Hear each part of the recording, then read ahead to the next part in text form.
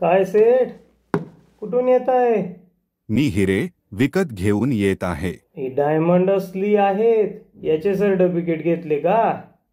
चे सर्टिफिकेट पण असते का? अरे, त्याच कंपनीचा तर IPO आलाय. मला याबद्दल माहितीच नाही. अशा माहितीसाठी हे चॅनल सबस्क्राईब करायचं. नमस्ते मित्रांनो, पिडिलाइट, MRF याचे शेअर्स एकदा बाय केले की आपण ते विकत नाही, त्याला वर्षानुवर्ष दीर्घ कालावधीसाठी होल्डवर ठेवतो का? कारण की त्यांची एकाधिकारशाही आहे, मोनोपॉली. आणि तशीच एक मोनोपॉली असलेली कंपनीचा IPO आपल्या मार्केटमध्ये आलेला आहे, IGI, international gemological institute of India.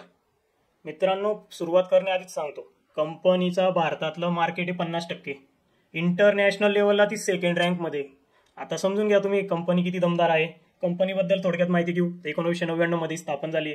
आणि मित्रांनो, हिरे घासणे, सुरत मोठं मार्केट आहे भारतात, तर हिरे जे असतात ना ओबडधोबड, त्यांना घासतात, प्रमाणित करतात, त्यांना चांगले अँगल देतात आणि त्यांचं जे सर्टिफिकेट देण्याचं काम असतं ती इन्स्टिट्यूट करते.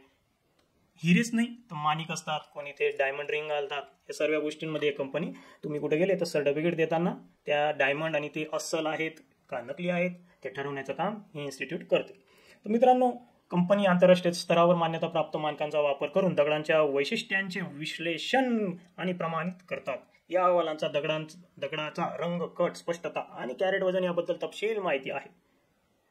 IGI रत्न आणि दागिन्यांच्या व्यापारासाठी शैक्षणिक अभ्यासक्रम आणि पदवी योजना देखील देते. हो मित्रांनो, या संस्थेच्या 31 प्रयोगशाळा आहे, लॅबोरेटरी, ज्याच्यात ते सर्व या, आणि ते आपण जागतिक स्तरावर आहे, ज्याच्यात ते सर्व या डायमंड आणि माणिक्स, ज्याला आपण जेम्स म्हणतो, यांना सर्वांना ते परीक्षण करतं. आणि सोबतच स्कूल सुद्धा आहे, कॉलेज, शाळा जे ते चालवतात. आणि त्यामध्ये जो यांच्या 18 जेमोलॉजिकल स्कूल आहेत, शाळा, ज्यामध्ये ते विद्यार्थ्यांना पदवी देतात, डिग्री सुद्धा देतात. मित्रांनो, कंपनीबद्दल जाणून घेतलं, पुढे जाऊया. आपलं महत्वाचं ते म्हणजे टेक्निकल. तर मित्रांनो IPOची डेट ही सुरू आली आहे, 13 डिसेंबरला सुरू झाला आहे, म्हणजे काल, आणि 17 डिसेंबरपर्यंत चालणार आहे. फेस व्हॅल्यू 2 आहे आणि प्राइस बँड जो निघून आला मित्रांनो तो 397 ते 417 आहे. 35 शेअर्सचा लॉट आहे. आणि मित्रांनो, या IPOचा सर्वात एक पहिलाच मला निगेटिव्ह पॉईंट जो दिसतोय, तो जो इश्यू साईज आहे, हा पाहिला तर पॉझिटिव्ह पण आहे. पॉझिटिव्ह यासाठी कारण की अलॉटमेंट लगेच होऊन जाईल, शक्यता जास्त आहे. आणि निगेटिव्ह यासाठी ज्याचा इश्यू साईज मोठा असतो, त्यांचे लिस्टिंग घ्यायचे चान्सेस कमी असतात, ते हळूहळू जातात. तुम्ही पाहिलेच आहे, LICचं काय झालं मागे, पेटीएमचं काय झालं, ज्यांचे इश्यू साईज मोठा त्याला तो प्रॉब्लेम येतोच. मित्रांनो, पॉझिटिव्ह निगेटिव्ह इथंच सांगून दिले. आणखी दुसरे 2 पॉईंट, ते म्हणजे इश्यू साईजमध्ये थोडा पॉझिटिव्ह पॉईंट हा म्हणजे काही प्रमाणात जे त्यांनी शेअर्स आणले आहेत तो काहीतरी फ्रेश इश्यू आहे. आणि निगेटिव्ह म्हणजे OFS, ऑफर फॉर सेल सुद्धा त्यांनी आणला आहे. ऑफर फॉर सेल जरा जास्त प्रमाणात आहे, तर की जी वरची फिगर पाहिली 1475 कोटी आहे, जो फ्रेश इश्यू ही आपल्यासाठी एक सकारात्मक बाब आहे. मित्रांनो, तुम्हाला अलॉटमेंट कधी होईल तर ते कळणार आहे 18 डिसेंबरला. नाही झाले तर 19 डिसेंबरला पैसे परत. आणि लिस्टिंग जी आहे ती 20 डिसेंबरला होणार आहे. रिटेलला आपल्याला किती बँकमध्ये अकाउंटमध्ये किती पैसे असायला हवे तर 14,595. 35 शेअरचा एक लॉट आहे. तुम्ही मॅक्झिमम 13 लॉट पर्यंत अप्लाय करू शकतात. मित्रांनो, जो काही कोटा दिलेला आहे, जो कोटा निघून आला आहे ना इथं, तो रिटेल शेअर्सला 10% आहे. जो आता मागे IKSला होता तीच सिस्टीम आहे. HNI, QIB तुम्हाला दिसताच आहे. अँकर इन्व्हेस्टरला भला मोठा कोटा आहे. जर अँकर इन्व्हेस्टरची लिस्ट अजून आली नाही, ती आली तर तुम्ही अवश्य बघा. ते जर त्याच्यात चांगले नाव असतील तर खरं याच्यात एक कंपनीत दीर्घ कालावधीसाठी गुंतवणूक करणे योग्य राहणार. मित्रांनो, अतिशय महत्वाचं असेट्स, मालमत्ता. तर मित्रांनो, तुम्ही तर वर आधी बघा, प्रत्येक कंपनी त्यांचा आर्थिक अहवाल 31 मार्चला संपवत असते. पण यांनी 31 डिसेंबर का दिले आहे? यांनी 1 जानेवारी ते 31 डिसेंबर म्हणजे कॅलेंडर इयरचं कॅल्क्युलेशन करून दिलेलं आहे. तर त्यानुसार जर आपण पाहिलं तर बघा, 2021 ते आता 2024, अजून तर 3 महिने बाकी याच्यात, तरी सुद्धा डबल असेट झालेले.